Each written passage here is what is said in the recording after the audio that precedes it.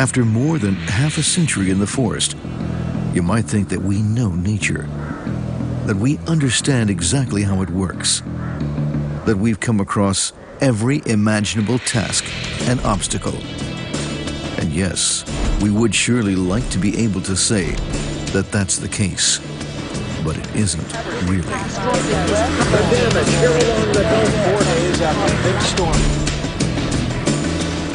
We can never claim to know nature, or even say that we can overpower it.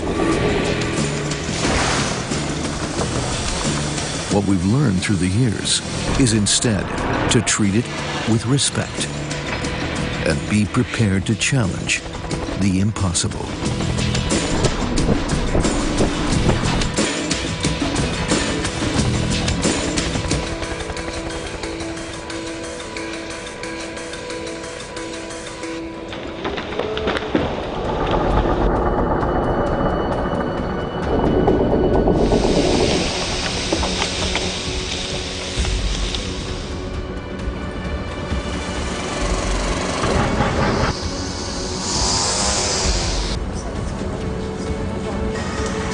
It's our heart that leads the way, but always being where the toughest challenges are, out there in the wild.